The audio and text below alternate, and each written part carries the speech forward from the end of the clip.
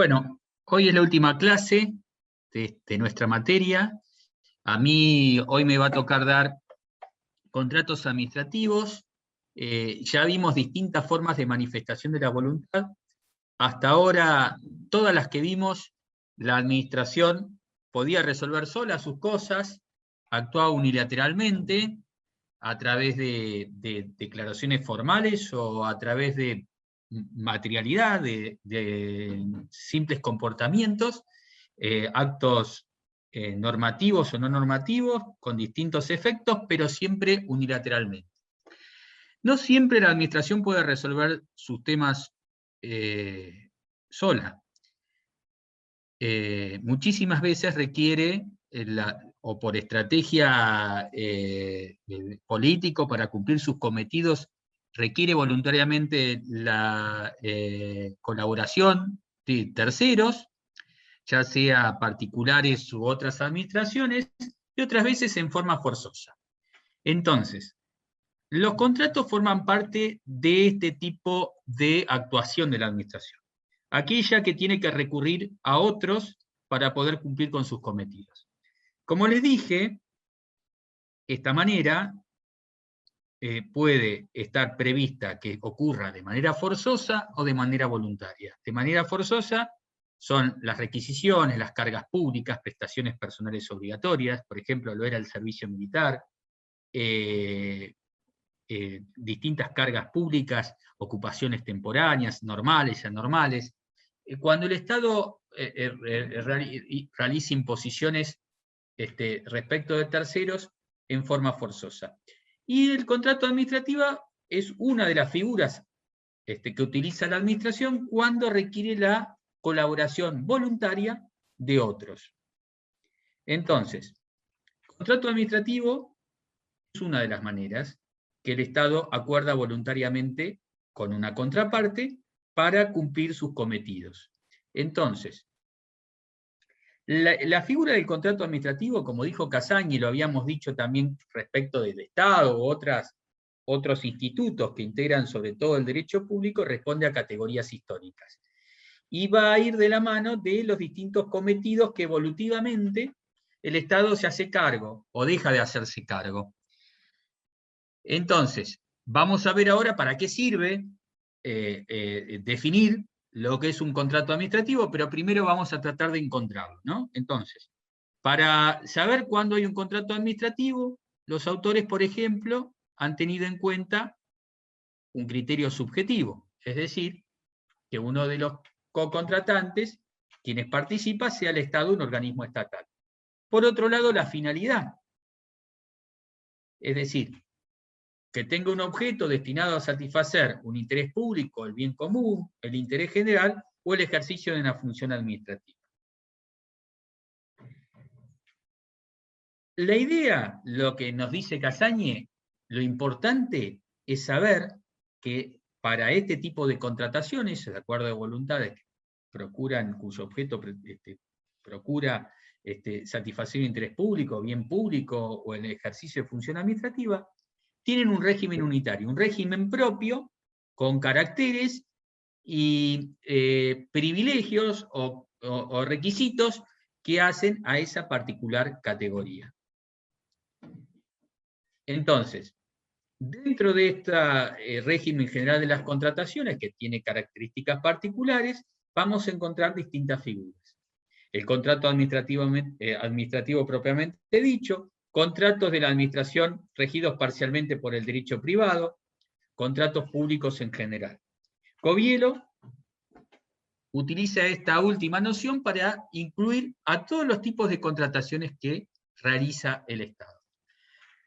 El contrato de derecho público puede ser tanto interno como internacional. Vamos a encontrar acuerdos de voluntades que se desarrollan en el plano internacional. Vamos acá a encontrar tratados, contratos o contratos de derecho público internacional.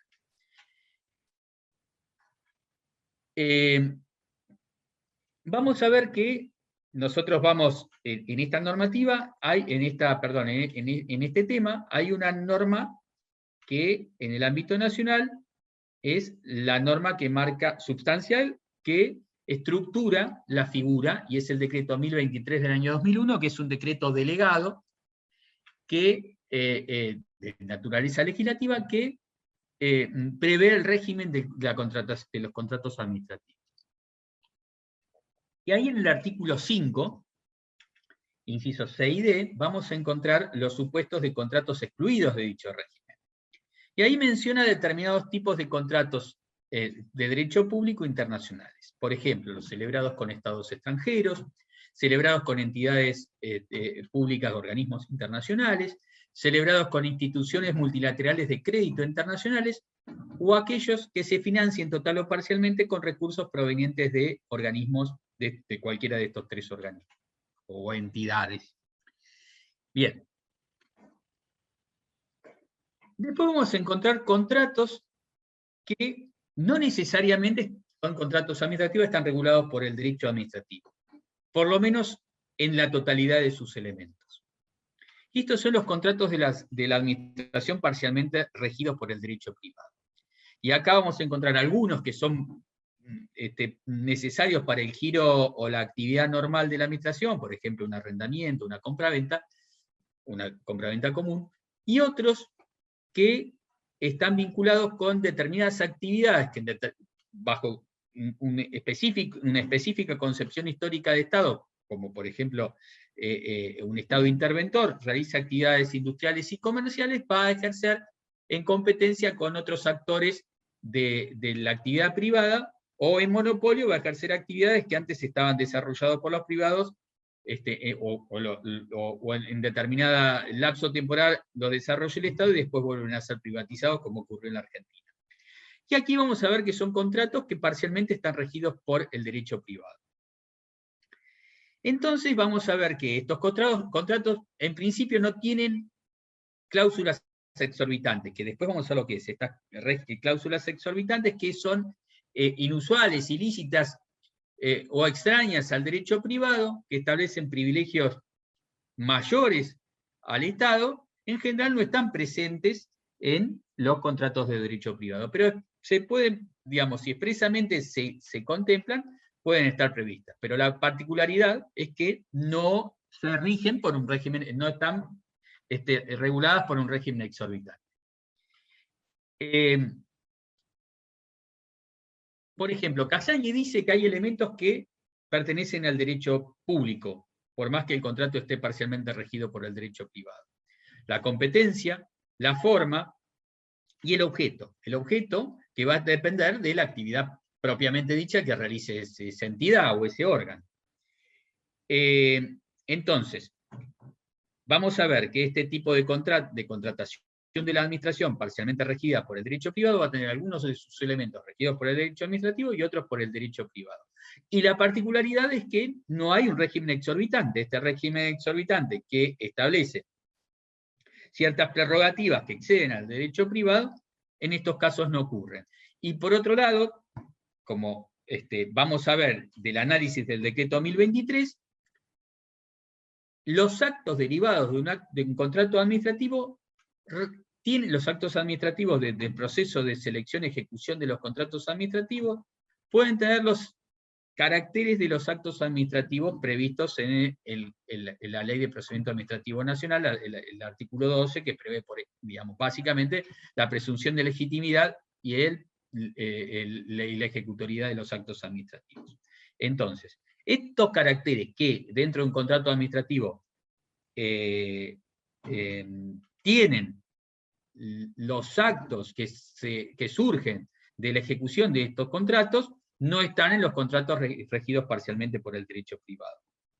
Después vamos a encontrar otro tipo de contratos que realiza la administración, pero con entes estatales, con otros entes pertenecientes a la misma esfera territorial de gobierno o a otras esferas territoriales, es decir, otro sujeto de derecho dentro del Estado, por ejemplo, de la jurisdicción nacional, o con otro ente perteneciente a otra jurisdicción local, ciudad autónoma o alguna de las provincias.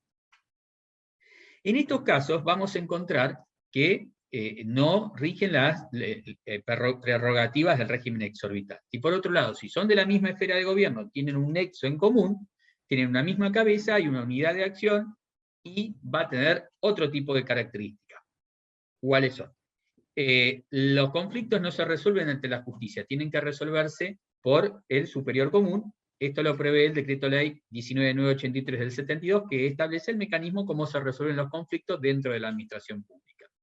Por otro lado, los actos administrativos no tienen la estabilidad propia de los artículos 17 y 18 de la Ley de Procedimiento Administrativo. Dijimos, no tienen un régimen exorbitante. Vamos a ver acá, aparte de los que provienen de los caracteres de los actos administrativos derivados de la Ley de Procedimiento Administrativo, hay otros que vienen del régimen de contrataciones del Estado, Decreto Delegado 1023 del 2001, que después vamos a ver. Bien.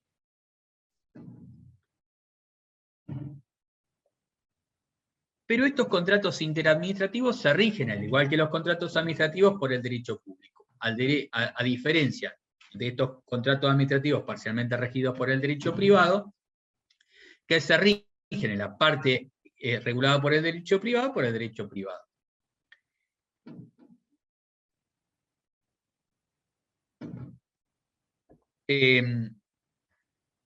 Para distinguir un contrato administrativo, hoy al principio vimos, siguiendo a Casañe, el elemento finalidad y el subjetivo. Vamos a ver que los autores utilizaron distintos criterios para distinguir el contrato administrativo de los otros tipos de contratos.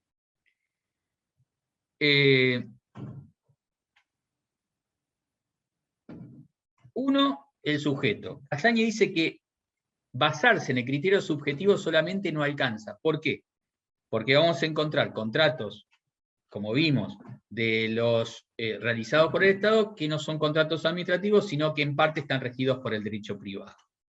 Después dice, aquellos criterios que se basan en la jurisdicción aplicable o en la forma del contrato. Tampoco dice, hay contratos que no son contratos administrativos que realiza el Estado y que se rigen por el procedimiento de selección que se realicen los contratos administrativos. Y el determinar la jurisdicción es un criterio volitivo, que puede derivar de la naturaleza del contrato, pero es instrumental del tipo de materia que viene a regular esa jurisdicción. Tampoco es un criterio que la acepta.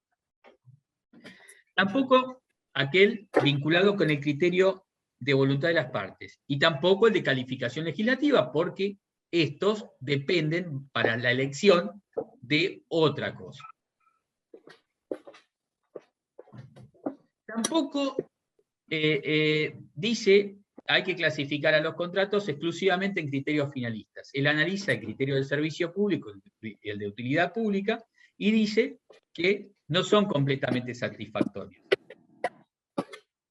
Después él dice que se ha utilizado el criterio de las cláusulas exorbitantes, que, como les expliqué antes, son cláusulas inusuales, ilícitas o extrañas en el derecho privado y que se aplican en el derecho administrativo. Entonces, vamos a ver, no todas las clasificaciones aisladas no nos alcanzan para decir cuándo hay contrato administrativo y cuándo no lo hay. Entonces, vamos a ver que los autores han utilizado un grupo, digamos, han juntado las distintas clasificaciones para determinar cuándo hay contrato administrativo. Y después les voy a traer una definición de la Corte que van a ver cómo utilizan 3 criterios diferentes para determinar la existencia de un contrato administrativo. Y esto va a tener, como les dije, consecuencias. Va a determinar la jurisdicción, a donde se van a resolver los conflictos vinculados con contratos administrativos, va a determinar la existencia de un régimen exorbitante, la exigencia de aplicación de determinados principios y determinados procesos de selección. Bien. Que antes no estaba tan claro y hoy está todo en esta normativa sustantiva que es el régimen de contrataciones, decreto 1023 del 2001. Bien. Marinhoff tiene en cuenta, como les dije, 2 criterios fundamentales para definir cuándo hay contrato administrativo. El objeto, el contenido, y la existencia de cláusulas exorbitantes expresas. Casaña, en cambio, le da preponderancia al criterio del sentido material, a la existencia de la causa fin, al fin específico y concreto que se tuvo en cuenta para realizar el contrato administrativo.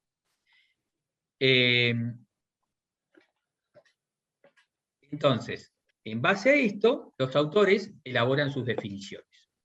Y Marinhoff, ¿qué contrato administrativo? Es el acuerdo de voluntades, generador de obligaciones y derechos, celebrado entre un órgano del Estado, elemento subjetivo, en ejercicio de las funciones administrativas que le competen, exige el ejercicio de una función administrativa, pero luego al final, vamos a ver, con otro órgano administrativo, con un particular administrado, contratos interadministrativos o contratos con particulares, engloba Marinhoff, Casañe los distingue, para satisfacer finalidades públicas, elementos finalistas. La de Casañe es un tanto parecida, pero más limitada.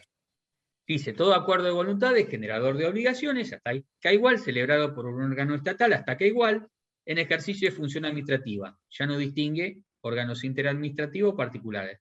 Caracterizado por un régimen exorbitante de derecho privado, ya no habla de elementos exorbitantes. ¿Por qué? Porque Casañe explica, o él defiende la posición, que existe un régimen exorbitante independientemente de su regulación expresa.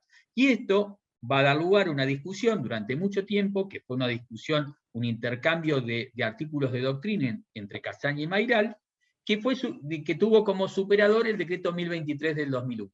Pero aquí él pregonaba la existencia de un régimen exorbitante, susceptible de producir efectos con relación a terceros, como todo acto jurídico, para que pueda generar una obligación en terceros y por lo tanto garantiza la defensa de un derecho frente a la vulneración de alguno de sus derechos en caso de que ocurra. Bien, esta es la definición de Casañe. Los contratos se pueden clasificar de distinta manera. Una clasificación que nos trae Marinhoff es la de contratos de atribución y de colaboración. ¿Para qué sirve? Para determinar presunciones, principios. ¿Por qué? Porque los contratos de colaboración son aquellos en que la prestación principal está a cargo del particular o hay un equilibrio de prestaciones, y la de atribución en que la prestación principal está a cargo del Estado. ¿Cuáles son estos tipos de contratos? Los de colaboración, la mayoría, los contratos de prestación, concesiones de servicio público, de obra pública, las prestaciones de servicios públicos a cargo de los particulares. Y los contratos de atribución son aquellos que el Estado presta la principal prestación, por ejemplo, la concesión de dominio público. Entonces, lo que dicen los autores es que en los contratos de atribución, siempre en caso de duda debe resolverse a favor del contratista. En el caso de los de colaboración, en caso de duda, a favor de la administración. Entonces, todas las clasificaciones son útiles en las medidas que nos sean prácticas, que nos permitan establecer principios y reglas para resolver casos dudosos o interpretar alguna norma jurídica. Después se lo distingue en cuanto a su tipicidad. Durante mucho tiempo hoy está casi todo regulado, pero había contratos atípicos. La concesión de uso de bien dominical nos da como ejemplo Casañe. Después los contratos nominados y nominados. Hoy en día casi todos los contratos están nominados. Como les dije, distinguir los contratos es útil. ¿Para qué? Para establecer el régimen aplicable, la existencia de privilegios, prerrogativas, los tribunales que deben entender en los casos. Este régimen exorbitante tiene características. Por ejemplo, la administración pública puede interpretar por sí las cláusulas de un contrato. En caso de incumplimiento por parte del Estado, el exceptio non impleti contrato, ya lo vamos a ver, artículo 13 del decreto 1023, prevé que solamente el particular puede pedir la rescisión del contrato, no el incumplimiento, en caso de ponerlo en la imposibilidad de no poder satisfacer su prestación en forma total, y a través de la justicia. Le da la posibilidad de modificar por sí el contrato a la administración pública. Ius variandi unilateral, en cabeza de la administración. Después vamos a ver la posibilidad de inspeccionar, de sancionar, de rescindir unilateralmente el contrato. Bueno, tiene privilegios que no tendría una persona en el ámbito privado. Bien. Hoy les dije que durante mucho tiempo, por lo menos esta discusión era muy importante porque había que ver si había un régimen exorbitante implícito que se aplicaba a todos estos privilegios que les dije recién, si el Estado podía invocarlos, utilizarlos, rescindir un contrato o revocarlo unilateralmente sin necesidad de ir a la justicia, modificar el contrato unilateralmente, aplicar una sanción unilateralmente, interpretarlo por sí sin necesidad de ir a la justicia. Bueno, todo esto, si no estaba expresamente regulado, se discutía si el Estado lo podía hacer. Entonces, Casaña decía que sí, Mayral decía que no. Mayral apoyándose en las reglas de derecho privado y Casaña diciendo que la contratación administrativa es una figura diferente y particular propia del derecho público. Y dice, si se aplican las normas del derecho privado son en forma analógica o en forma supletoria porque expresamente a ellas remite el derecho administrativo. Entonces, el contrato administrativo, como les dije, tiene un régimen particular, inclusive no solamente con un régimen jurídico propio, control jurisdiccional propio, sino también con parámetros para establecer los criterios de responsabilidad propios del derecho administrativo.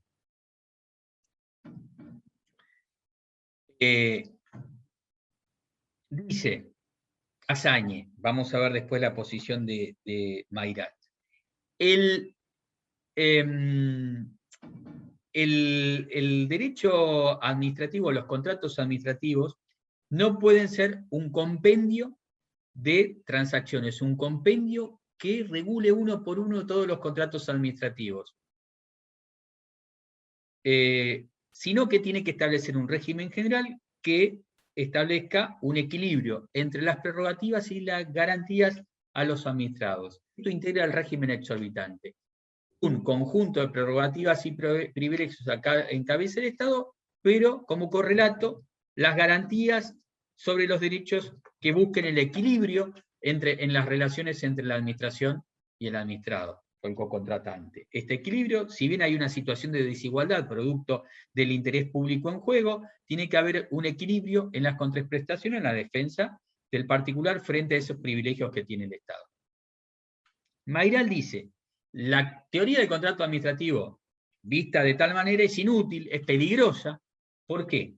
Porque extender privilegios que se han establecido en contratos determinados, que se han exhaustivamente regulados, como el contrato de obra pública, concesión de obra pública, no puede extenderse a otro tipo de contratos. ¿Por qué? Porque es otorgarle privilegios excesivos a la administración pública. No podemos hacer, dice él, una excesiva generalización. Él dice, y se quiere, hay que regular, como dije, que decía este compendio que decía Casaña, Mayral dice, hay que regular exhaustivamente las figuras, eso debió hacer el decreto 1023. En cambio, prevaleció la posición que tiene que haber un régimen de prerrogativas establecido genéricamente. Y esto está en el artículo 12 del decreto 1023. Y si no estuviera el artículo 12, el decreto 1023 también modifica el artículo 7, que era el que vieron con Damián, los elementos del acto administrativo. En el último párrafo dice que el capítulo que integra la regulación de los elementos se aplica en forma directa, antes decía en forma analógica, en forma directa, después dice de acuerdo a las circunstancias del caso que, bueno, Casaña va a interpretar. Pero se aplica directamente. ¿Esto qué significa? Que el artículo 7 se aplica a los contratos administrativos. Vamos a ver que se aplica a todos los actos que conforman el procedimiento de selección y luego la ejecución del contrato administrativo hasta la extinción, si no se produce por el cumplimiento del objeto del contrato. Dice que ahora, no era el tipo de la existencia de un servicio público, dice, en Francia se utilizaba, si había servicio público se le otorgan cláusulas exorbitantes, si no, no se le otorgan. No es acá la particularidad del contrato, sino solo la presencia del Estado, y esto es muy peligroso. Bien, hoy en día esta discusión está superada porque esto está en el decreto 1023. Bien, como les dije, la Corte fue elaborando un criterio para distinguir lo que es contrato administrativo. Partió del criterio subjetivo, después el finalista, y después hizo una conjunción de estos criterios. Primero, en Dulcamara, un voto de FAI, de minoría, fallos 313-376, del 29 de marzo de 1990, dijo el voto de FAI: los contratos administrativos constituyen una especie dentro del género de los contratos. Se está diciendo, hay un concepto general de contratos, dentro de estos está el contrato administrativo, caracterizados por elementos especiales, como que una de las partes intervinientes es una persona jurídica estatal, el elemento subjetivo, que su objeto está constituido por un fin público propio de la administración. Está diciendo, el objeto tiene en cuenta finalidad pública, finalidad, y que lleva inserta explícita e implícitamente cláusulas exorbitantes del derecho privado. Está diciendo, hay elementos exorbitantes, un régimen exorbitante. Está incorporando los tres criterios para definir qué es un contrato administrativo. Después, en el caso Simplast, del año 1993, fallos 316-212, del 2 de marzo de 1993, la Corte toma esta definición que provenía del voto minoritario de FAI. Obielo, que hace un análisis en un trabajo que lo tienen en la biblioteca virtual del ECAE, de cómo fue evolucionando la Corte, da su definición utilizando trazos de los distintos fallos de la Corte, y dice, básicamente sobre la base de Dulcamara y Simplast, tomando alguna modulación de otro caso que es YPF contra Provincia de Corrientes, y dice, es un acuerdo de voluntades, generador de situaciones jurídicas subjetivas. Acá no solamente el concepto de obligación, sino también el intercambio, el intercambio intersubjetivo, cuyo objeto, en que una de las partes intervenientes es una persona jurídica estatal, cuyo objeto está constituido por un fin público propio de la administración y contiene explícita o implícitamente cláusulas exorbitantes del derecho privado, muy parecida a la de Simplast, con una pequeña variante. Entonces, dijimos, el contrato administrativo, ya sea porque entendemos como Castañi que es un acto administrativo bilateral, o porque a él remite el artículo 7 del último párrafo del decreto ley 19.549, tiene que tener todos los elementos que están en el artículo 7 de la ley de procedimiento administrativo. Tienen algunas variantes, ¿por qué? Porque la forma va a tener una particularidad, vamos a ver, el procedimiento va a ser distinto, la capacidad del cocontratante va a tener algunas particularidades, se le exige capacidad económica financiera, inscripción en un registro determinado, ahora es el CIPRO, pero cada jurisdicción tiene un registro propio, la competencia para realizar el contrato está establecida en las normas que rigen las distintas contrataciones, pero en general son los elementos que están en el artículo 7.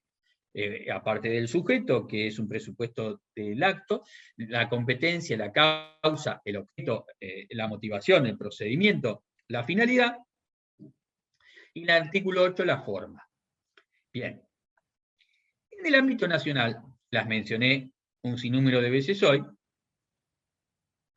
la norma fundamental es el decreto 1023, del año 2001. Año 2001, ya vigente la Constitución, la reforma de 1994, por ley 25414, ya derogada, se dispone, se habilita al Ejecutivo a dictar este régimen de contrataciones. Esto ocurre 45 años después de la vigencia de el régimen que estaba dentro de la ley de contabilidad. ¿Qué pasó? Este decreto no tuvo como correlato un decreto reglamentario. Entonces, durante muchísimo tiempo, por 11 años, la reglamentación del régimen de contrataciones lo era por el decreto 436 del 2000. Era un reglamento que tenía ultraactividad. ¿Qué significa? Era un reglamento que estaba hecho para un régimen derogado, pero como no había otro reglamento, se utilizaba este. Y esto ocurrió hasta la sanción del decreto 892 del 2012. Bien. O sea, durante 12 años rigió una norma, un reglamento por ultraactividad. Pero este decreto 892 del 2012 ya no rige más. Por decreto 1030 del 2016 se derogó el 892 de 2012. Duró solo 4 años. Un régimen que tiende a perdurar. Bien. Después vamos a ver que aparte de la norma con naturaleza legislativa, que es el decreto 1023, más el decreto 1030, tenemos otros decretos y otras normas de rango sublegal que los complementan.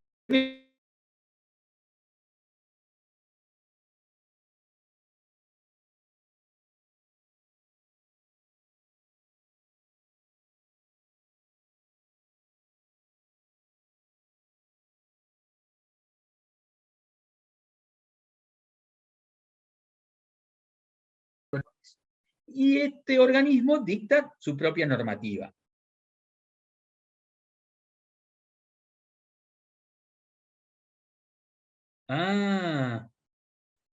¿Me escuchan?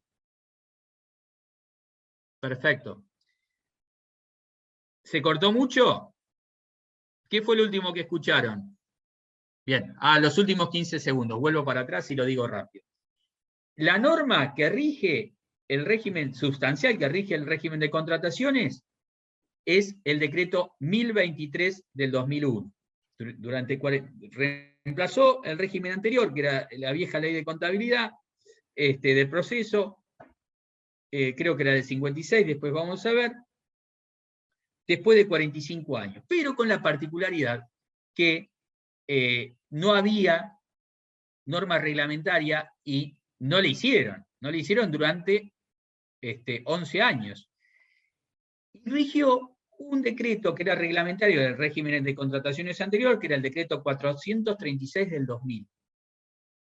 Hasta que por decreto 892 del 2012 se lo reemplaza, que sí vino a complementar el decreto 1023, que es de naturaleza legislativa, el régimen de contrataciones. Pero hoy no rige 4 años después, por decreto 1030 de 2016, se lo reemplaza y es el vigente. Entonces tenemos decreto 1023, el régimen de contrataciones, decreto reglamentario 1030 de 2016, decreto reglamentario. A su vez, tenemos el sistema SUBAST-AR, de subastas públicas electrónicas, decreto 29 del 2018, que regula este régimen para el sector público nacional. Ahora bien, hay otras normas que son dictadas por la autoridad de aplicación, que dispone el decreto 1023, que es la Oficina Nacional de Contrataciones. Por ejemplo, la disposición 62 del 2016 es 62 de 2016, Manual de Procedimiento para las Contrataciones. La disposición E63 del 2016, Pliego Único de Bases y Condiciones del Régimen de Contrataciones de la Administración Nacional.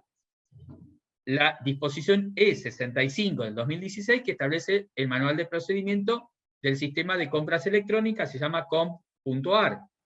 La disposición E64 de 2016, que establece el Manual de Procedimiento para la incorporación y actualización de datos del CIPRO, Sistema de Proveedores del Estado.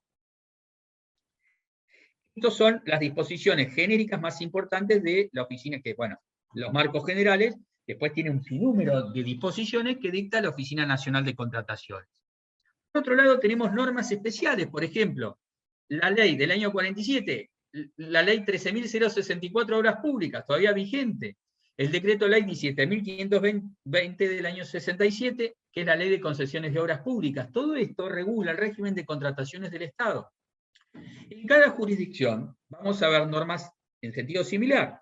Así como en la Nación, en la provincia ocurrió de manera más o menos contemporánea, bueno, 8 años después, pero con la misma lógica, modifica la ley de administraciones financieras en ambas jurisdicciones y la ley en los regímenes de contratación del Estado. En la provincia de Buenos Aires regía el decreto ley 7664 del 71, que era el régimen de contabilidad. El régimen de contrataciones estaba ahí. Se dicta en el año 2009 la ley 13.981. Esta es la ley de contrataciones 13.981 en la provincia de Buenos Aires. Se la reglamenta recién, iba a entrar a regir recién cuando se reglamente. Como no se reglamentó hasta el año 2016, no se aplicó hasta el año 2016. En el año 2016 se dicta el decreto 1300 que reglamenta la ley 13981. Pero no rige todavía hoy en día, fue derogada.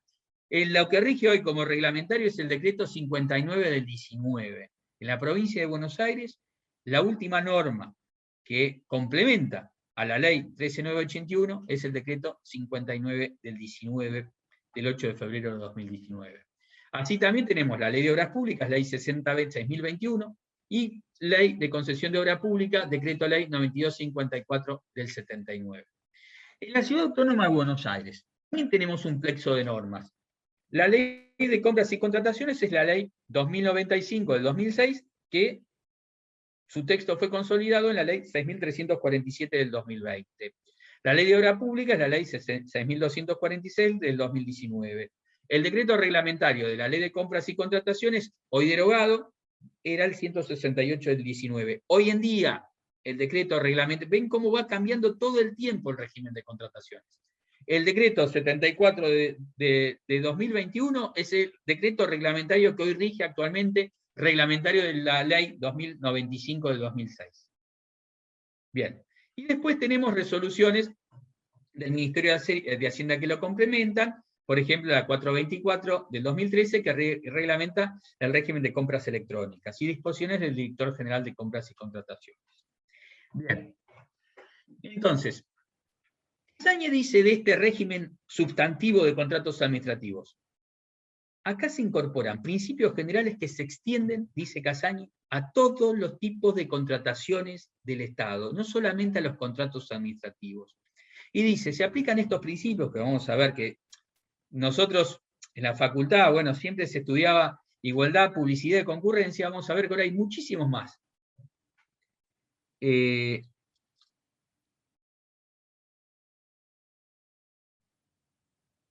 ¿Cómo se pueden resolver las lagunas?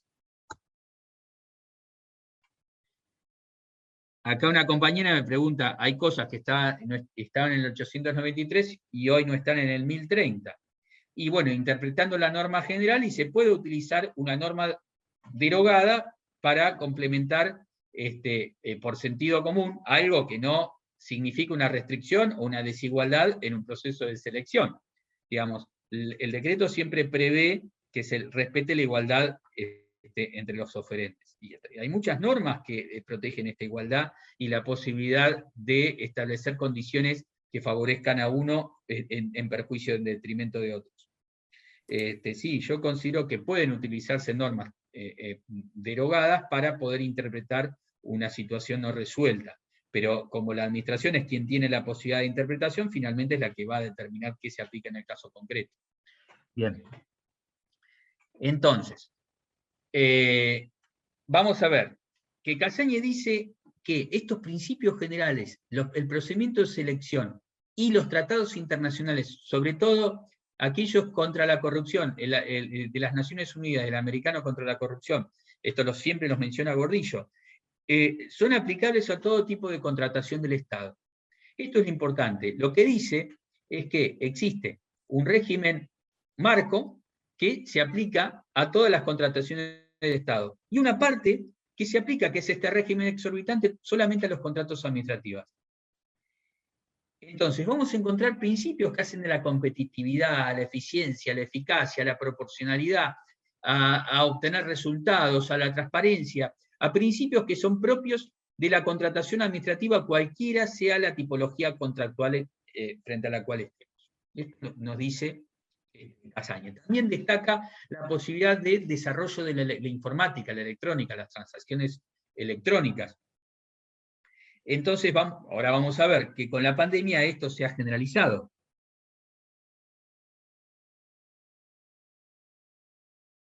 Sí, hay una fórmula que, digamos, la ley, los reglamentos, el pliego general de condiciones, el pliego especial, a la pregunta que hizo la compañera, o el compañero, perdón, Virginia, y el contrato son ley para las partes. Siempre se establece eso. Y también se establece que, y esto lo trata Comadira, que la presentación de la oferta implica, y lo trae, creo que lo tiene el decreto reglamentario, la renuncia, la aceptación de las condiciones del contrato. Y muchas veces el oferente quiere impugnar alguna cláusula del contrato. Entonces, bueno, lo tiene que hacer en el momento de presentar la oferta. Bien. Entonces, esta posición de Casaña es muy interesante porque obliga, o exige, perdón, que se establezca como principio, por el artículo 24 se establece como principio el de la licitación pública, que ahora vamos a ver, no siempre fue así. Por lo tanto, toda contratación del Estado, cualquiera sea su naturaleza, tendría que hacerse por estos mecanismos de selección, lo que le da transparencia, igualdad y posibilidad de concurrencia a todos los que estén interesados en participar. Bien, el régimen de contrataciones del Estado, en principio, por el artículo 1, está dirigido a la Administración Nacional, al sector público nacional. Pero el artículo 39 prevé que debe ser reglamentado por el Poder Legislativo, el Poder Judicial y el Ministerio Público. Yo les dije en la primer clase que la Ley de Procedimiento Administrativo adoptaba un criterio subjetivo, porque se aplicaba básicamente a la Administración Pública Nacional, no a los otros poderes, por lo menos no lo prevé la ley, el decreto ley 19.549, pero el decreto 1023 prevé un criterio objetivo. Se aplica, o por lo menos la norma, tiene la pretensión de extenderse a los 3 poderes del Estado, inclusive al Ministerio Público, si lo consideramos un organismo extrapoder.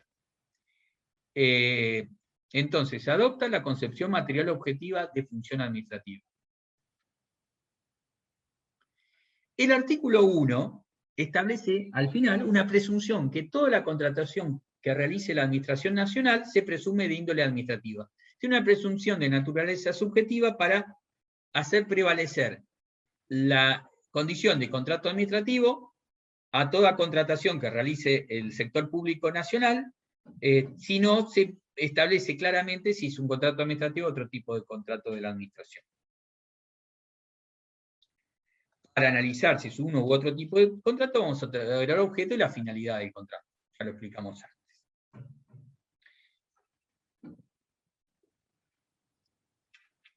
Bien, entonces Casaña dice, todos los contratos están regidos por esta exigencia macro de establecer el procedimiento de selección, los principios comunes a toda la contratación del Estado, que se los mencioné antes, a la aplicación de las normas anticorrupción y a la aplicación de los regímenes de contratación electrónica.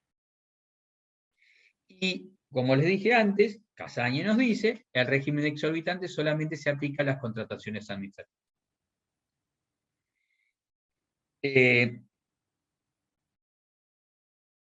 Bien, en el artículo 4 enuncia, perdón. No, buenas tardes, profesor, disculpe, Sí. puse un ejemplo para un compañero. Sí, perfecto. No, perdone. Perfecto. Sí, está más o menos, te lo sí, perfecto. El pliego de bases y condiciones generales lo pusiste, perfecto, listo. Perfecto, listo. La orden de compra es, por ejemplo, los contratos de suministro, en determinados contratos, y hay otros que se celebra el contrato, el punto ahí, se celebra el contrato formalmente. Generalmente con la notificación de la orden de compra, el Estado notifica la adjudicación, y en otros, la formalidad es mucho más importante y se tiene que suscribir por ambas partes. El punto ahí que vos le pusiste como ejemplo. Perfecto, está. Entonces, bueno, el artículo 4 enuncia los supuestos de contratos incluidos en la ley. Y vamos a ver que hay de todo. Compraventa, suministros, servicios, locaciones, consultoría, alquileres con opción a compra, permutas, concesiones de uso de bienes de dominio público y privado del Estado. Y muchos que no están regulados por leyes especiales. Concesión de uso de bienes de dominio público y privado del Estado Nacional que celebre con jurisdicciones y entidades comprendidas en su ámbito de aplicación. Cualquier contratación no excluida expresamente, incluye todo tipo de contrataciones. Por eso Casaña dice, es extensivo a todo tipo de contrataciones. El inciso B, obras públicas, concesión de obra pública, concesión de servicio público y licencia. ¿Por qué esta tiene regulación especial? Por eso la ponen un inciso B. En el artículo 5, los contratos excluidos. Empleo público, hay una ley especial, las excluye del régimen de empleo del 1023, las de caja chica las operaciones de crédito público, y el inciso C, hoy se los mencioné, aquellas que se celebran con estados extranjeros, con entidades de derecho público internacional, con instituciones multilaterales de crédito, las que se financien total o parcialmente con recursos provenientes de estas entidades. Todas estas no integran el régimen de contrataciones del Estado. La primera, la del artículo 4, tiene carácter enunciativo. Lo dice al final, toda aquella que no esté expresamente prevista. En cambio, la del artículo 5 es taxativa. Lo que está excluido es taxativo. Dice Casañe que esté excluida no impide que se aplique analógicamente las normas pertinentes de la Ley Nacional, del Decreto Ley 19.549, la Ley de Procedimiento Administrativo. Entonces vamos a encontrar los caracteres de acto administrativo, que también le asigna privilegios, y el régimen de anulación de oficio por parte de los artículos 17 y 18. Entonces, si no se rige por la 1023, aquellos que no están alcanzados se pueden regir. Obviamente la contratación internacional se va a regir por el marco internacional que hayan acordado las partes o el que lo regule, de acuerdo a los convenios internacionales o la normativa internacional que lo rige. Bien.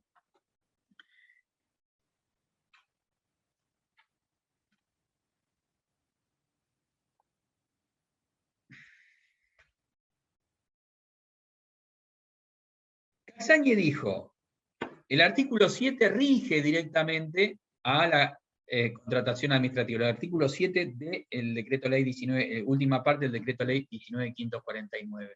Pero él expresa, no es todo igual al acto administrativo, por lo tanto, al decir en todo aquello que fuere pertinente al final, el párrafo, con esto él dice, da lugar a una interpretación de tipo analógica. ¿Esto qué implica?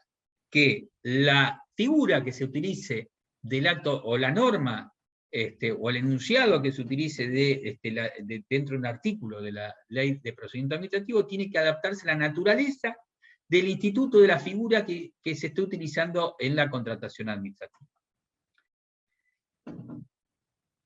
Bien.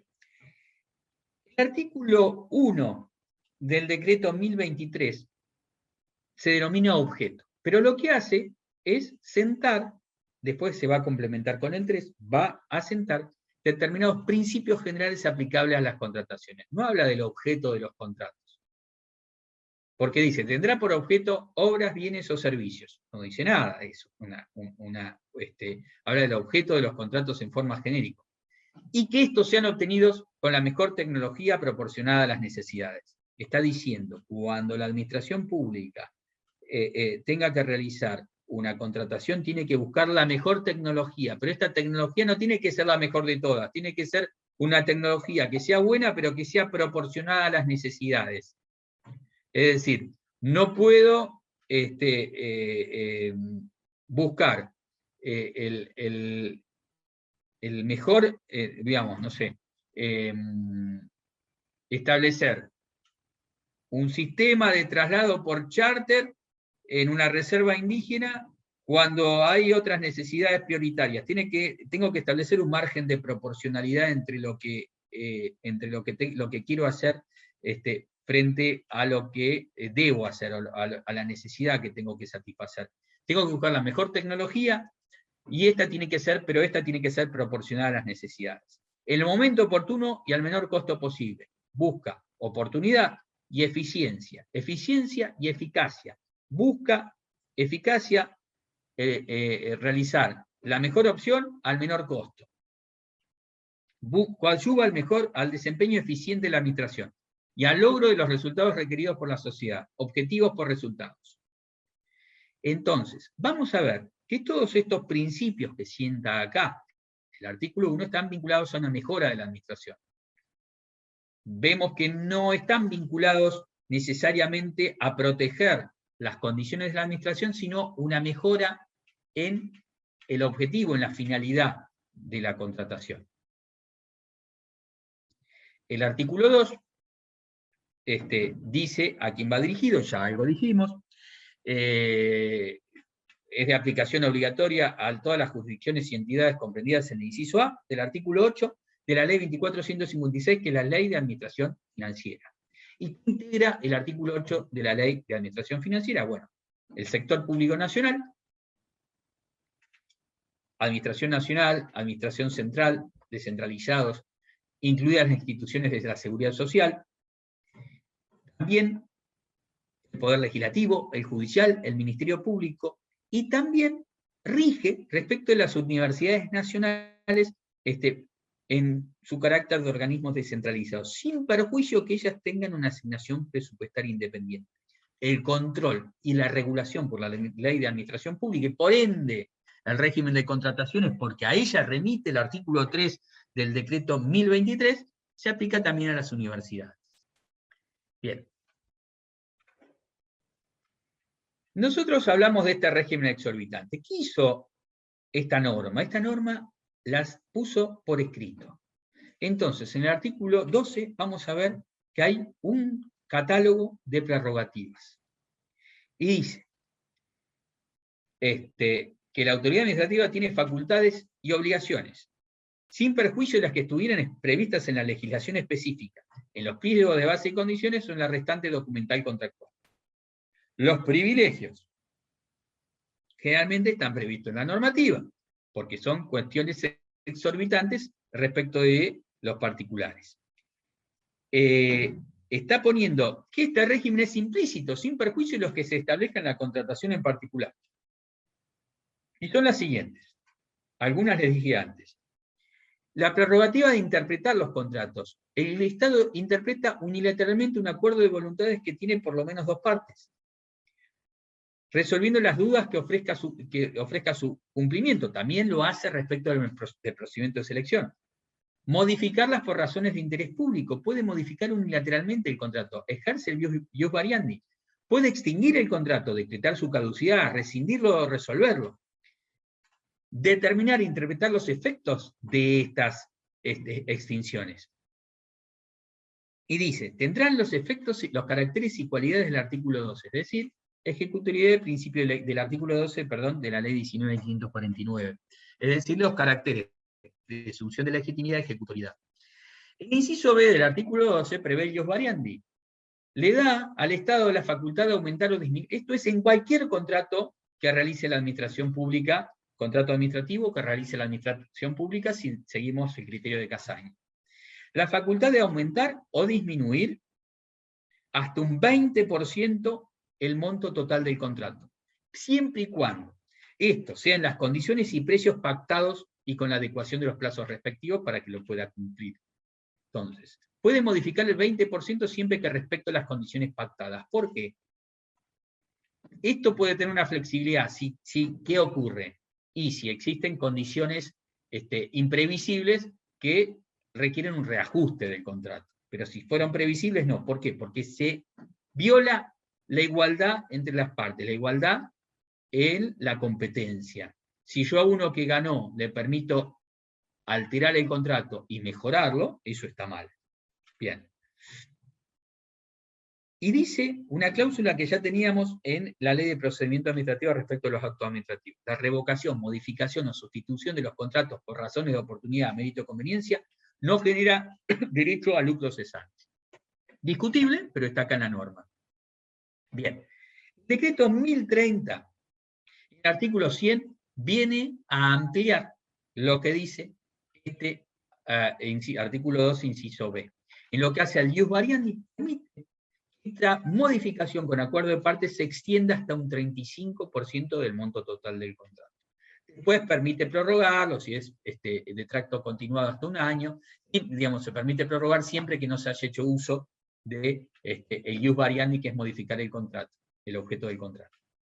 El inciso C del artículo 12 establece la prerrogativa de control, inspección y dirección de la contratación. Una de las partes puede controlar, inspeccionar y dirigir la obra, o poner un director al lado de quien conduce la obra por parte del contratista. El inciso D del artículo 12 establece la facultad unilateral de imponer penalidades al cocontratante. Esta puede ser en el marco del proceso de selección, por ejemplo, existe una garantía de oferta, y en el proceso de ejecución, por ejemplo, existe una garantía de oferta de cumplimiento. Entonces, existe la posibilidad de imponer unilateralmente penalidades por parte de la administración en todo el proceso de selección y cumplimiento y ejecución del contrato. El inciso E prevé la prerrogativa de ejecución directa del contrato. ¿Cuándo? Cuando el cocontratante no cumpliere en término, no lo hiciere dentro de plazos razonables, inclusive puede disponer de los bienes y medios del cocontratante incumplidor. Después hay que ver cómo se devuelven los gastos y el valor de esos bienes que utiliza. Porque una cosa son los perjuicios ocasionados y otra cosa es el enriquecimiento sin causa. El inciso F permite al Estado inspeccionar las oficinas y los libros del cocontratante, una potestad de fiscalización, inclusive sobre el propio domicilio comercial del cocontratante. Que son amplias las prerrogativas y se pusieron por escrito. El inciso G, es el correlato del B, permite prorrogar, cuando estuviera previsto en el pliego, en los casos de aquellos contratos de tracto sucesivo, el contrato de suministro, que es aquel de entregar en forma periódica bienes muebles, o en el de prestación de servicios, que son por periodos prolongados. Y dice que no puede proceder la posibilidad, la potestad de prorrogar si se usó el ius variante. Esta prerrogativa se puede usar por única vez, y si fuere plurianual, solamente por el término adicional de un año. Bien. Este artículo, bien. El artículo 13 prevé ciertas facultades o garantías en cabeza del cocontratante. Y dice lo mismo que si no es, salvo que hubiera otra prevista en la legislación específica, en los reglamentos, en los pliegos, y en la documentación contractual del caso concreto. Y ahora vamos a ver. El inciso A prevé el derecho a la recomposición del contrato cuando hubiera acontecimientos extraordinarios o imprevisibles de origen natural. No prevé lo que se denomina hecho del príncipe, cuando hubiera actos de gobierno que hicieran imposible o hicieran más oneroso el cumplimiento del contrato, es decir, actos de una autoridad que no es la que contrató, que provocan una alteración, influyen directamente en el contrato. Por ejemplo, una norma económica que prohíbe exportar algo que se necesita para cumplir con la contratación. Bueno, esta norma dice que se permite la recomposición del contrato, es lograr mantener la ecuación económica financiera, cuando acontecimientos extraordinarios o imprevisibles de origen natural tornen excesivamente onerosas las prestaciones a su cargo. Sí se entiende, como vamos a ver después, que la situación económica, el cambio en la situación económica, por ejemplo, que no se hubiera previsto, por ejemplo, una situación de hiperinflación, sí puede ser considerado en este supuesto de teoría de la imprevisión. Inciso B. La obligación de ejecutar el contrato por sí, quedando prohibida la cesión o subcontratación, salvo consentimiento expreso de la autoridad administrativa. No puede ceder el contrato, se hace personalmente, él actuó frente a otros, entonces no puede después transmitirle a un tercero que quede acá como contratante del Estado, salvo que el Estado lo acepte. Y también exige condiciones. Va a seguir obligado solidariamente.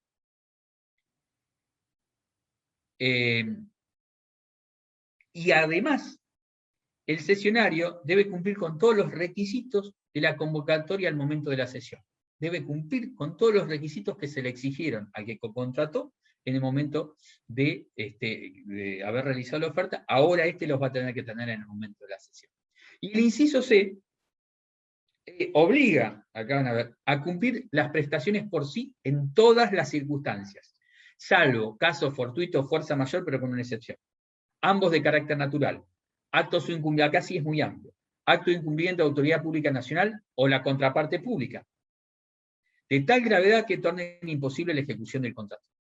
Es decir, solamente puede dar lugar a no cumplir el contrato, no juega la exceptio non ad impleti contratus para obligar al otro a que cumpla con su obligación. Solamente cuando se torne imposible realizar el contrato. Y siempre a través de la justicia. Siempre va a tener que recurrir a la justicia. Bien. Estos procedimientos de selección siempre tienen que ser a través de uno de los previstos por las leyes y reglamentos administrativos. El más importante es la licitación pública, es aquella oferta a los interesados, a todos los interesados que quieran participar de acuerdo a las bases prefijadas en un pliego de condiciones, a través de un llamado, para que formulen propuestas. Se las seleccionará, se adjudicará de acuerdo a algún criterio, que puede ser la oferta más conveniente, la más ventajosa, el precio más justo, al mejor postor, etc. Y de acuerdo a determinados criterios. Si es licitación pública, se tiene en cuenta condiciones económicas financieras. Junto con la licitación pública, se coloca el concurso público. Acá hay una pregunta. 1030 vino a ampliar el decreto 1023, ampliar y modificar. No. No, el decreto 1023 es una ley. Fue un decreto delegado, fue habilitado por la ley por ser una materia de administración. Es discutible si lo es, pero hoy en día ya ha sido aceptado así. El decreto 1030 es un decreto reglamentario en los términos del artículo 99, inciso 3, viene a completar los pormenores, sin alterar su espíritu, con excepciones reglamentarias. Vino a ser, es un reglamento ejecutivo. El primero es un reglamento de delegado y el otro es un reglamento ejecutivo. Entonces, la licitación pública, condiciones económicas financieras, el concurso público no económica, capacidad técnica, científica, cultural o artística. En un caso se utiliza el mismo mecanismo, es licitación pública, en el otro concurso público. Si el proceso de selección se hace a número determinado de invitados, se llama licitación privada. Si se hace de acuerdo a condiciones económicas o financieras, es licitación. Si se hace de acuerdo a la condición técnica, artística o científica, va a ser un concurso. En determinados supuestos que vamos a ver después, el Estado puede contratar directamente, sin necesidad de que haya oposición de oferentes o puja. Después hay un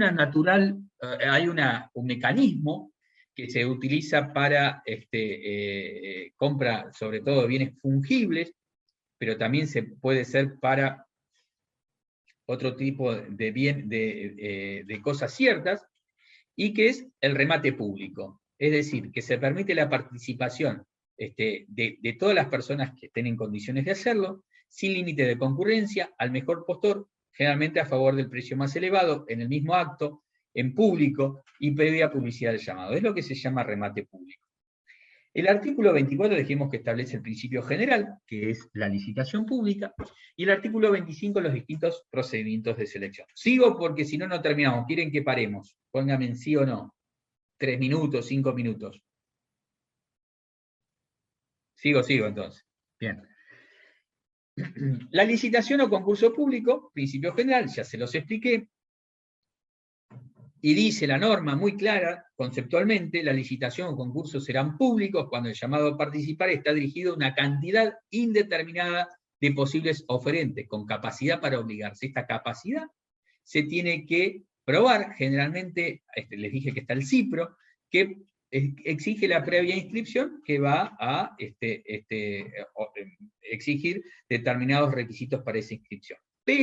Y también la conducta de esos oferentes, que generalmente se califica en base a su capacidad económica financiera en otros procedimientos, contrataciones del Estado, a través de determinados requisitos y mecanismos de evaluación. Y vamos a ver después que hay distintos sistemas de doble sobre o múltiples etapas.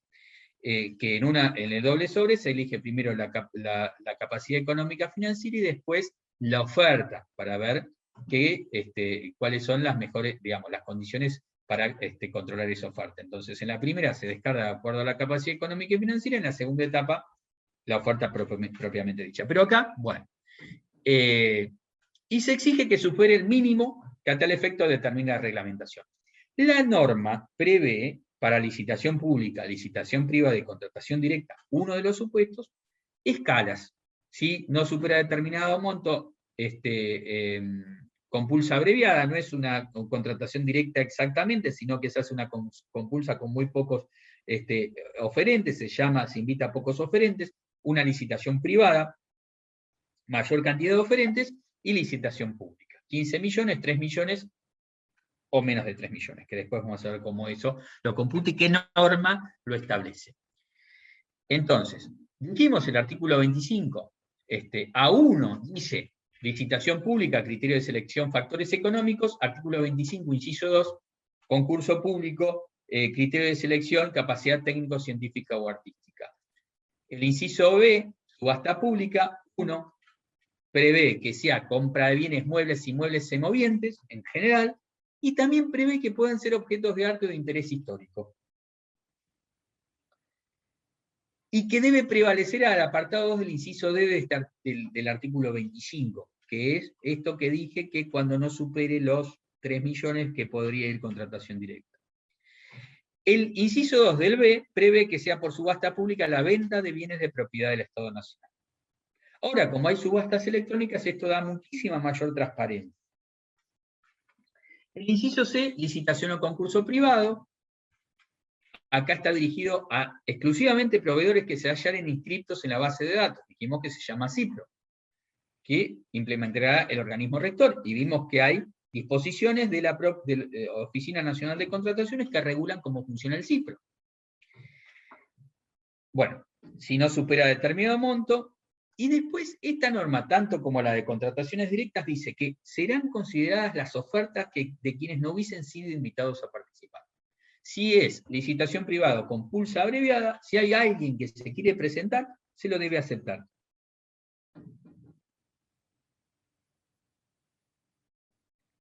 Bien. La contratación directa dice, es absolutamente de excepción, el 25 inciso C, de inciso 1. Cuando de acuerdo con la reglamentación no es posible aplicar otro procedimiento de selección y el monto presunto del contrato no supera el máximo, se aplica este. Perdón, me equivoqué. Yo, cuando hablaba acá del inciso, apartado 2, inciso D, no era el del monto. Era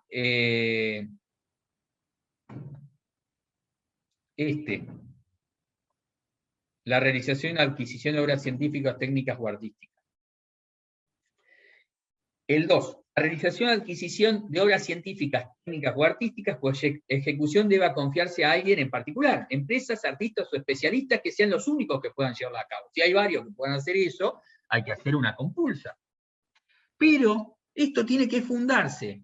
El artículo 11 dice todos los actos que deban fundarse, pero en la contratación directa expresamente pide que deba fundarse, que deba hacerse de determinada manera.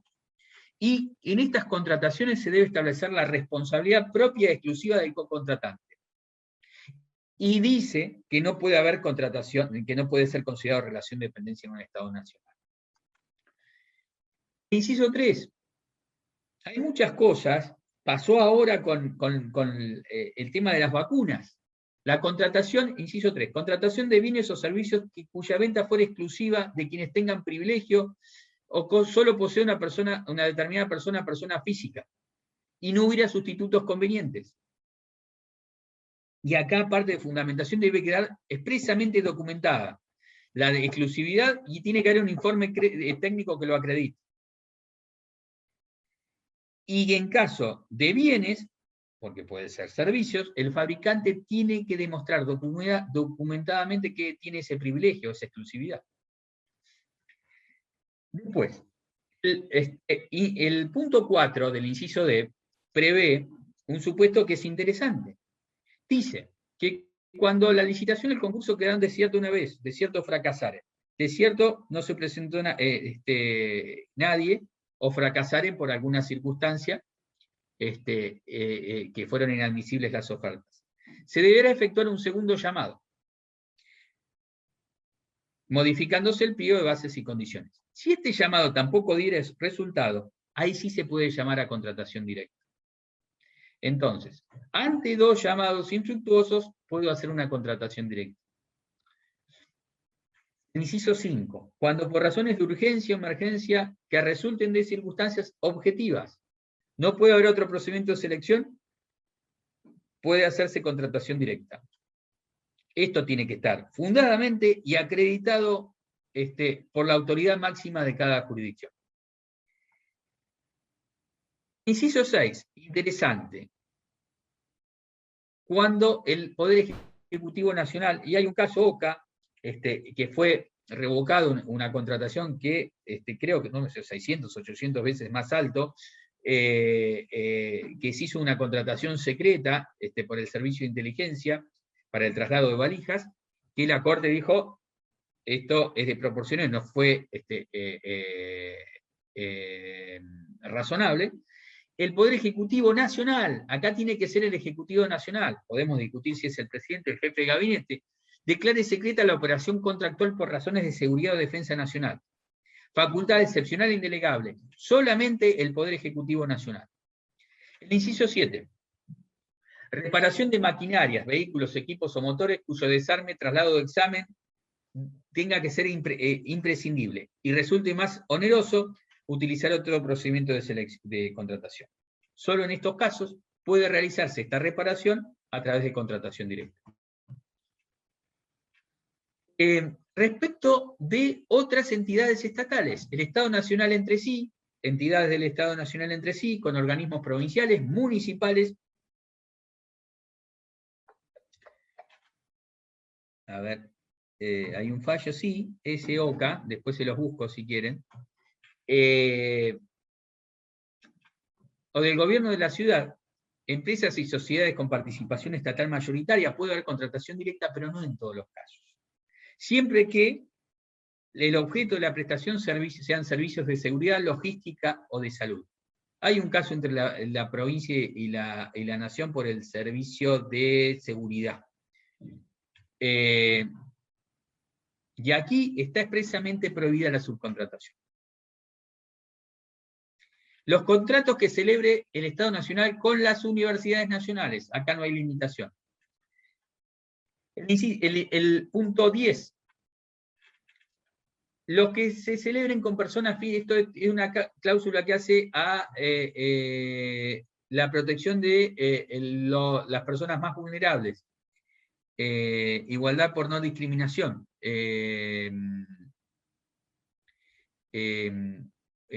Acciones positivas para igualdad real de oportunidades. Personas físicas o jurídicas pueden ser asociaciones, cooperativas, distintas formas asociativas que estén inscritas en el Registro Nacional de Efectores de Desarrollo Local y Economía Social, reciban o no financiamiento estatal. Acá se puede hacer contratación directa previo informe del Ministerio de Desarrollo Social o el que lo reemplace. 11. La locación de inmuebles en caso de que las jurisdicciones y entidades del artículo 8 inciso A de la Ley de Entidades Financieras actúen como locatarios. En estos casos, en el caso de contratar, de arrendar un inmueble, Estado arrenda un inmueble, se permite la contratación directa. Bien. Les dije que era 15 millones y 3 millones. ¿De dónde surge esto? El artículo 27 establece que la compulsa abreviada, que es este supuesto de la contratación más corta que figura dentro de los supuestos de contratación directa, lo establece el artículo 27 inciso A través de módulos, y los módulos vamos a tener que revisar permanentemente cómo se actualizan. El artículo 27 inciso A determina que para compulsa abreviada el monto no tiene que superar los 1000 módulos, para licitación privada 5000 módulos, y para licitación pública exceder los 5000 módulos. Acá dice que esto tiene que incluir la contratación total, inclusive las prórrogas, para que no se permita eludirlo a través de prórrogas sucesivas. El artículo 28 del decreto 1030, modificado permanentemente, establece, si bien el artículo 29 prevé que sea el jefe de gabinete de ministros el que establezca el valor del módulo, se regula todavía a través del decreto 1030. El artículo 28 establece que el valor del módulo es 3.000. ¿Quién estableció este valor? El decreto, el último valor del módulo en 3.000, porque si vamos al 2016 hubo inflación, el decreto 820 del 2020, del 26 de octubre de 2020, estableció este valor. Bien, el artículo 3 establece los principios generales de la contratación, y los vimos antes. Complementa el 1, ya se los dije: razonabilidad de los proyectos, eficiencia el inciso A, promoción de concurrencia y competencia el inciso B, transparencia el inciso C. Después se complementa con numerosas cláusulas que están en el articulado del decreto, a lo largo del decreto 1023. El inciso D, publicidad y difusión de las actuaciones. El inciso E, responsabilidad de los agentes, funcionarios públicos, autoricen, aprueben o gestionen las contrataciones. Es muy amplio. El inciso F, igualdad de tratamiento para interesados y oferentes, tanto desde el inicio de las actuaciones hasta la finalización de la ejecución del contrato. Hay que mantener la igualdad en las condiciones del contrato, inclusive en la ejecución, para no perjudicar a los oferentes que quedaron afuera. El contrato debe interpretarse sobre la base de una rigurosa observancia de los principios que anteceden. Antes teníamos 3 principios básicos: igualdad, publicidad y concurrencia. Ahora se procura la eficiencia, la transparencia y la participación ciudadana. La libre concurrencia es la posibilidad de oposición de los interesados, la prohibición de la administración de imponer condiciones restrictivas o privilegiadas para unos respecto de otros. Los oferentes tienen igualdad frente a la posibilidad de que se le adjudique el contrato. La publicidad tiene que ser publicidad del proceso licitatorio como publicidad y transparencia de todo el proceso de selección. Esa difusión y transparencia tiene que ser clara, tiene que permanentemente difundirse, ponerse a disposición, salvo en los momentos que haya que evaluar o las cuestiones secretas o confidenciales, tiene que permanentemente, y esto está regulado, y lo hace la Oficina Nacional de Contrataciones a través de su página de internet, y lo dice la propia norma, difundirse y transparentarse todo el proceso. Equidad y eficiencia. La equidad como en el proceso de selección en el caso concreto, y la eficiencia en el procedimiento de selección y también en la elección de la oferta más conveniente. Bien. El programa nos pide que hablemos del principio de legalidad, que es trascendental en el procedimiento de selección. El principio de legalidad implica que todo el procedimiento de selección está sometido a las normas que rigen el caso. Hoy nuestra compañera nos puso un ejemplo, y nosotros tenemos la ley, los reglamentos, que todas las normas que ya vimos, el pliego general de condiciones, el pliego particular de condiciones y el contrato en sí mismo. Entonces, nadie, ninguna autoridad administrativa puede actuar sin previa autorización legal. Bien. Les traigo un caso que es Espacio contra Ferrocarriles Argentinos, fallos 316-3157, donde se establece la Corte, el año 1993, la Corte establece que los contratos públicos están sujetos a las formalidades preestablecidas por las normas. Entonces, el principio de legalidad rige y, por ejemplo, una norma de carácter naturaleza reglamentaria, como el pliego de condiciones generales, no puede alterar la ley. ¿Qué pasó acá? En este caso, una empresa estatal, en el caso de Ferrocarriles, concede un espacio, una concesión de uso de un bien de dominio público a Espacio Sociedad Anónima, y pretendía gozar de las exenciones de la empresa privada.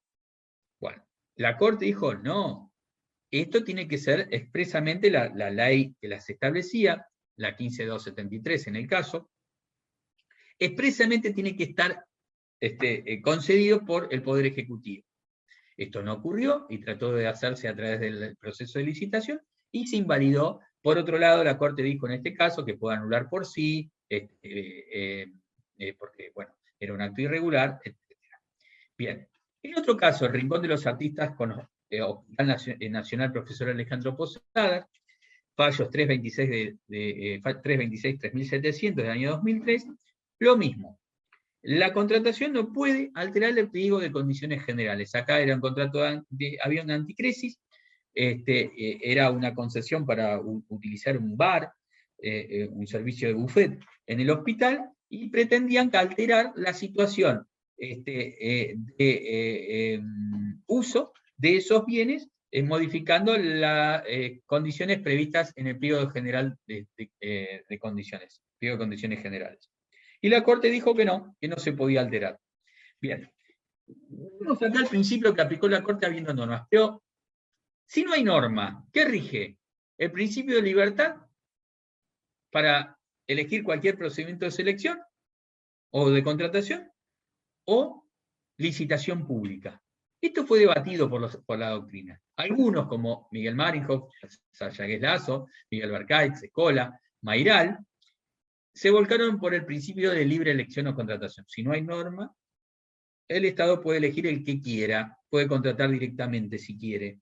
En cambio, en la vereda contraria, no, la licitación pública, Osvaldo Máximo Bessi, Rafael Bielsa, dijeron no, se aplica el principio de licitación pública. Hubo posiciones equidistantes, Bartolomé Fiorini, Ismael Mata, Mertequian, que aplicaron el principio de selección del contratista estatal o principio de libre elección o principio de seleccionabilidad. Es decir, ni uno ni otro.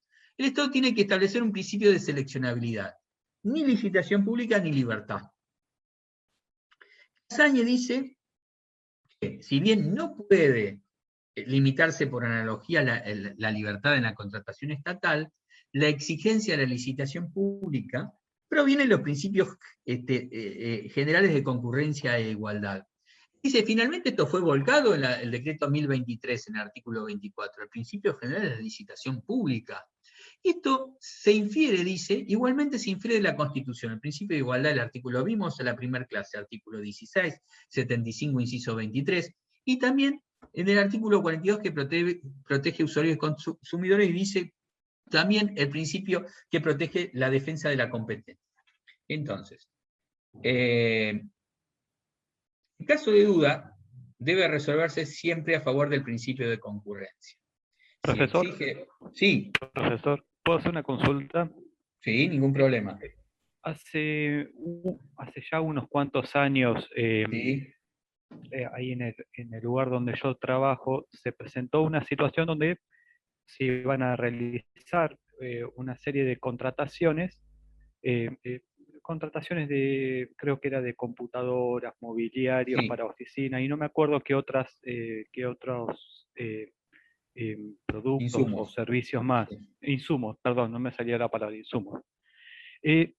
Resulta que en esa época en la cual yo le estoy hablando, ya se había, desde la jefatura de gabinete ya se habían celebrado estas contrataciones por licitación pública. Me parece que eso es lo que no me estaba tratando de acordar. Me parece que habían sido por licitaciones públicas, y después las autoridades del lugar donde yo trabajo planteaban de que como ya la jefatura de gabinete, que es el organismo que tiene las facultades constitucionales para ejercer la administración del país, había celebrado esas contrataciones, desde el organismo donde yo trabajo no había necesidad de realizar nuevos procedimientos, sino que había que contratar directamente con esas empresas que habían sido seleccionadas.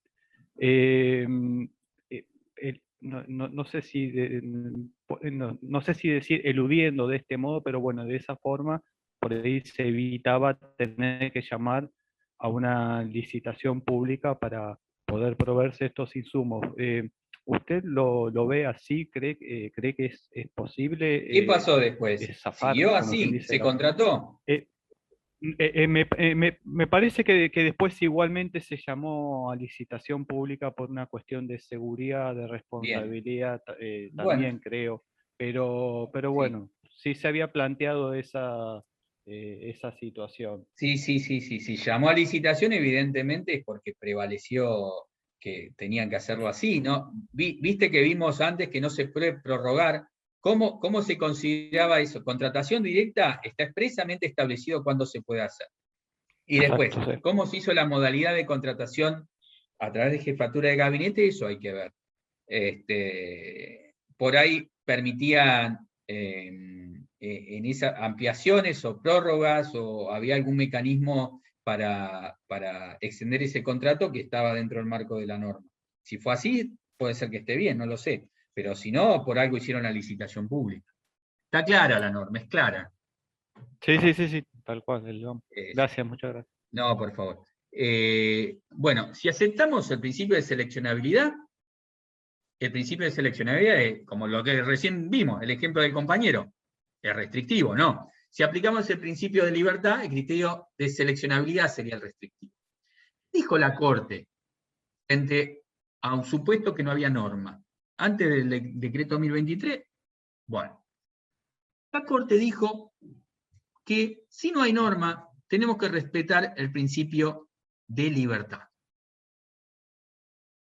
Y se exige la forma solemne en los casos que lo exija la norma taxativamente. Lo dijo en el caso Meridiano, fallos 301-292 del año 1979, Meridiano Sociedad Comandita por Acciones contra Administración General de Puertos, en fallos 311-2385, Almacenes del Plata Sociedad Anónima contra Administración General de Puertos, en fallos 312-2096 del año 1989, Compañía Argentina de Estiva y Almacenaje Sociedad Anónima Comandita contra Administración General de Puertos sobre daños y perjuicios.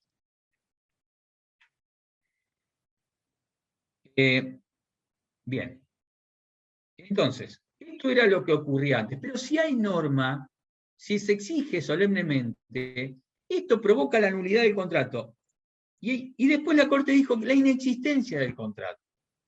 En el año 1937, la Corte ya dijo, en empresa constructora Schmidt, contra Provincia de Mendoza, fallo 179-249, que cuando la forma, el procedimiento de licitación esté impuesto por un mandato legal o constitucional, el incumplimiento genera la nulidad absoluta. Después, a partir del año 2000, dijo, la falta de cumplimiento del procedimiento de selección cuando ello esté legalmente impuesto genera la inexistencia del contrato. Es como si no se hubiera celebrado. Y lo dice en Más Consultores, Empresa Sociedad Anónima contra Santiago del Estero, fallos 323.515, lo dice en Ingeniería Omega Sociedad Anónima contra Municipalidad de Ciudad de Buenos Aires, fallos 323-3924, lo dice todo del año 2000. En Servicios Empresarios Wallabies, Sociedad Responsable Limitada contra Provincia de Salta, incumplimiento del contrato, fallo 323.841. Entonces vemos que la Corte fue muy estricta cuando no hay licitación y está expresamente previsto en la ley. Hoy, artículo 24 como principio general. Bien. Otro punto vinculado con el principio de legalidad es la exigencia de crédito legal previo. El artículo 6 del decreto 2023 exige que cada jurisdicción o entidad tiene que elaborar su programa de contrataciones. Y esto de acuerdo a los créditos asignados en la Ley de Presupuesto de la Administración Nacional. ¿Pero qué pasa en la práctica cuando llaman a licitación y no hay crédito previo? La Corte, y la cita Casañe, dijo que esto se puede subsanar. En el caso Libedinsky, Jorge, SACIF contra Municipalidad de Ciudad de Buenos Aires, en el año 1987, fallos 310-548. Dijo, es legítimo, por ejemplo, en el caso de una obra pública, porque el artículo 7 de la ley 13.064, que antes se las mencioné, prevé un mecanismo para sanearlo. Incluso es un acto regular y puede subsanarse posteriormente. Bien, vimos lo que era la licitación pública. Es un procedimiento, no es un acto complejo, así de hecho lo es un procedimiento que termina, el procedimiento de selección con la adjudicación y después hasta el cumplimiento del contrato. La licitación pública es una sucesión de actos, no un acto complejo. En etapas, Marienhoff nos define algunas, después vamos a ver cómo Adrià hace una enunciación exhaustiva interesante de todas las etapas del procedimiento de selección. El pliego de bases y condiciones, esto lo dice Marienhoff, la invitación o llamado a la licitación, la presentación de propuestas, la apertura de los sobres, la adjudicación, el perfeccionamiento o formalización del contrato. Como Adrià hace un catálogo, una enunciación amplia de las distintas etapas. Primero, habilitación presupuestaria, después autorización para realizar el gasto, luego elaboración de los pliegos, acto de llamado, publicación del acto de llamado, compra de los pliegos, pedido de aclaraciones de los eventuales oferentes, formulación de aclaraciones por parte de la administración, la contestación de esos pedidos, presentación de ofertas, cuando es de doble sobre, acto de apertura del sobre 1, impugnaciones recíprocas para los oferentes que quieran impugnar las ofertas de los demás, etapa evaluativa a cargo de la administración del sobre 1, selección o precalificación respecto del sobre 1, eventual impugnación de los que quedaron afuera, decisiones de las eventuales impugnaciones de los postulantes descalificados, apertura del sobre 2, adjudicación, eventual impugnación por parte de los oferentes no preadjudicatarios, decisión de las impugnaciones de los que impugnaron, suscripción, elección, adjudicación, preadjudicación, adjudicación, suscripción del contrato, aprobación del contrato. Que son muchas las etapas. La elección del proceso de licitación puede ser por distintos criterios. Funciona al precio, a las condiciones económicas, a la oferta más conveniente, se puede usar el doble sobre, o es de múltiples etapas. Puede ser licitación pública nacional o internacional. Todas estas están previstas, la nacional e internacional están previstas en el decreto 1023 del 01. El contrato se puede modificar por decisión del propio Estado, a través de ius variandi que ya vimos, por el hecho del príncipe, es decir, también lo vimos, medidas estatales que no tienen por objeto modificar el contrato, sino de otras entidades estatales, por ejemplo, el cambio de las situaciones económicas, la imposibilidad de conseguir un producto por circunstancias externas. También puede producirse por hechos imprevistos o imprevisibles, ya sean naturales o económicos no previstos, que no fueron provocados por el área propio del contrato. Aquí se aplica la teoría de la imprevisión, es decir, ante acontecimientos extraordinarios, imprevisibles y sobrevivientes y ajenos a las partes, tratar de lograr equilibrar la ecuación económica financiera. Vimos la regulación de ius variandi en el artículo 2, inciso B. Lo vamos a pasar, yo les iba a explicar más o menos las condiciones, pero no vamos a tener tiempo. La extinción del contrato se puede producir por cumplimiento del contrato, venció el plazo de la concesión, se cumplió el objeto, se puede revocar, ya sea por razones de oportunidad, mérito y conveniencia, y vimos cómo se excluye el lucro cesante en la norma, o por razones de ilegitimidad, acá hay culpa del cocontratante. Se puede rescindir el contrato porque no se cumplen con las obligaciones. Rescisión por incumplimiento del Estado. Ya vimos una, que cuando se torna imposible el cumplimiento y el administrado tenga que recurrir a la justicia. Resolución del vínculo por acuerdo entre las partes. Vimos que la revocación, producto de razones de oportunidad o conveniencia y por ilegitimidad en la formación del contrato, vicios en la conformación del acuerdo, rescisión cuando en el cumplimiento del contrato se produce un incumplimiento en conducta por alguna de las partes, resolución cuando esta clasificación, esta denominación, la tomo de Balbín, resolución cuando se produce la extinción por hechos extraños a las partes. Después hay una particular figura que es el rescate, que en determinados contratos que son de prestación, tracto sucesivo o prestación continuada, el Estado extingue, rescinde unilateralmente el contrato y decide tomar la prestación por sí. Esto ha ocurrido en numerosos servicios públicos que se rescindió el contrato y el Estado los rescata. Y acá hay que establecer los mecanismos para el Estado puede tomar los bienes o servicios, la infraestructura que ya tenía, y establecer el mecanismo de devolución del dinero de aquello que no se haya amortizado. Pues, el programa nos habla de transacción o arbitraje. Son dos figuras a las cuales los autores y en la praxis han visto con criterios restrictivos. Miguel Marinhoff las desarrolla y dice que la transacción es previsible y la puede realizar la administración pública siempre y cuando, es decir, sí. Yo te dije que lo completé todo. ¿Hola? Ok. Bueno, siempre y cuando se respeten las normas y los principios de la Constitución Nacional, es decir, aquello que no sea indisponible, por ejemplo, cuando se produce una discusión de daños y perjuicios o una cuestión técnica, posible, sobre todo daños y perjuicios, es posible llegar a un acuerdo transaccional. Bien. El arbitraje es la posibilidad de someter a árbitros o amigables componedores una cuestión y extraerla de la sede judicial. Acá, en general, los autores son reacios a aceptar esta figura. Marienhof dice que es posible, y cómo vamos a ver que hay un fallo de la Corte, yo les varios fallos de la Corte, les traje uno bastante nuevo, se exige ley.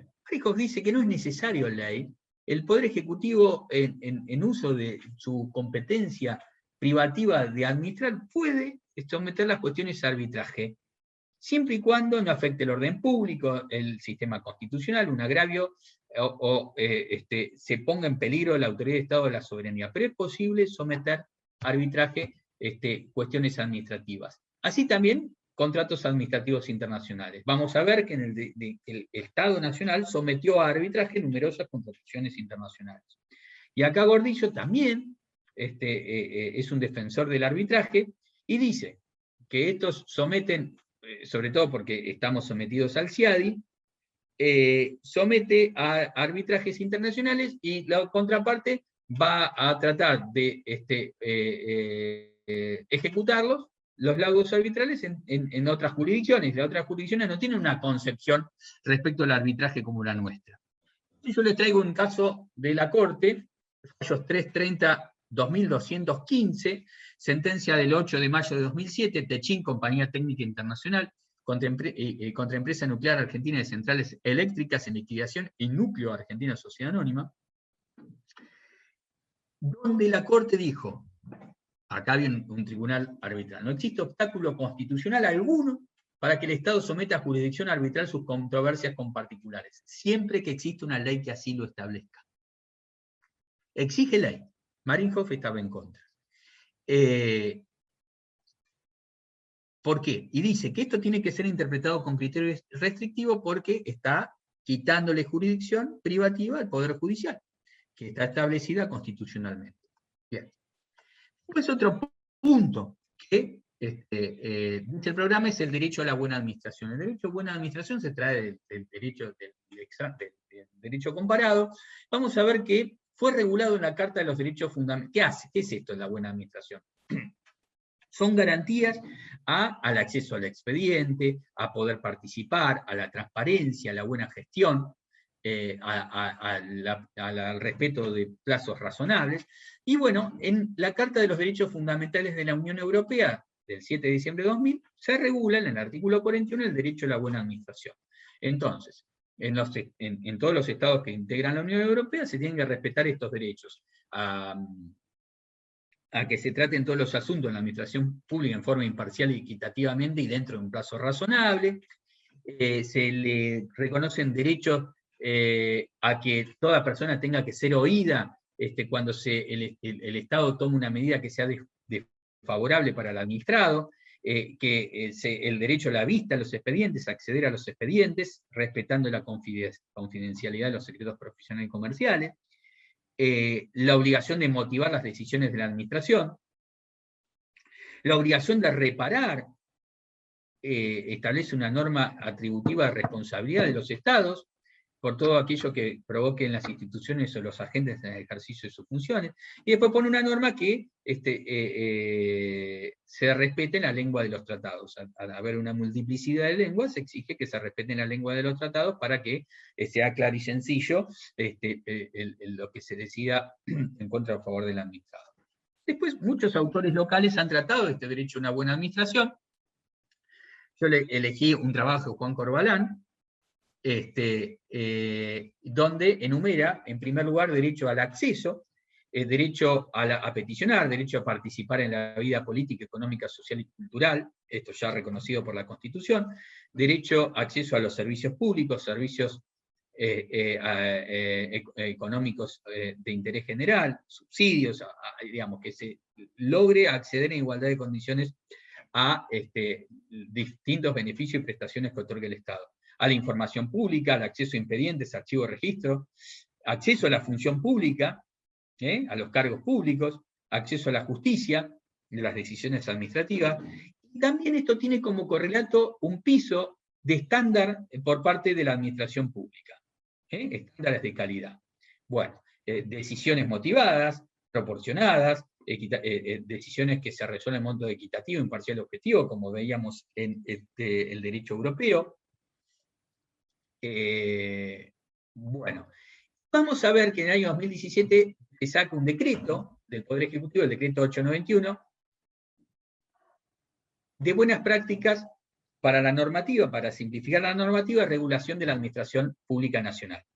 Simplificar los trámites, mejora continua de los procesos internos, reducción de las cargas respecto de los administrados. Y vamos a ver numerosas normas de simplificación normativa, mejora continua de los procesos, de evaluación, de implementación de estos cambios, de lograr mayor participación ciudadana, de presunción de buena fe del administrado, de implementación del gobierno digital, de medición de costo-beneficio cada una de las mejoras, de aplicación paulatina del silencio positivo, que vimos el otro día, de una mejora en la comunicación, una eficiente comunicación con los administrados, en general. Bien, este decreto viene a tratar de llevar a la práctica esta buena administración. Bueno, vamos a encontrar hoy, esto se refleja en un número, plexo de normas que permiten el acceso a la justicia, la realización de audiencias públicas, que garantizan la transparencia, y hoy en día, digamos, como consecuencia de la pandemia, la acentuación del gobierno digital. Bueno, ya les di un panorama general. ¿Alguna pregunta, chicos? Si no, cerramos acá.